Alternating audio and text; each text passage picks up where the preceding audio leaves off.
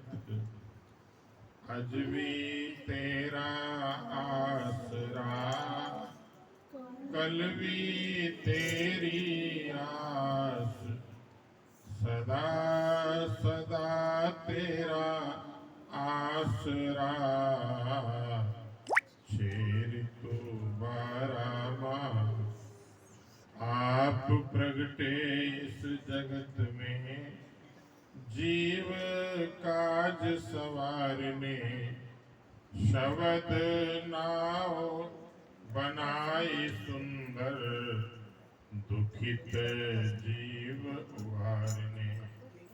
नम्रता और दीनता से भेंट सतगुरु लीजिए, मैं हूँ शरणागत तुम्हारी, दास अपना कीजिए। मैं हूँ शरणागत तुम्हारी, चरणों में रख लीजिए। सौभाग्यशाली प्रियवर गुरुमुख सज्जन मंडली, इसी प्रकार अपना ध्यान अपने परम इष्ट देव श्री सतगुरुदेव महाराज जी के चरणों में लगाते हुए और अपनी मुखवाणी को पवित्र करने के लिए बड़े प्रेम सहित मिलकर बोलो जयकारा बोल मेरे श्री गुरु महाराज की जय। संसार में जीवन व्यतीत करते हुए हर मनुष्य के दिल में ये अभिलाषा होती है कि मेरा जीवन दुखों से, चिंताओं से, परेशानियों से, कष्टों से मुक्त हो और जीवन में सदा आनंद हो, खुशी हो, सुख हो। तो हर मनुष्य अपने जीवन को सुखमय बनाना चाहता है, दुख कष्ट कलेश कोई भी नहीं चाहता। तो जीवन को सुखमय बनाने के लिए इंसान किसी न किसी को अपना इष्ट मानता है।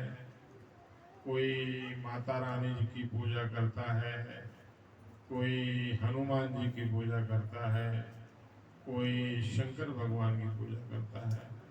तो श्रद्धा से कोई किसी को भी इष्ट मान के और उसकी सेवा पूजा करेगा तो उसकी जो है मनोकामना पूर्ण होती है।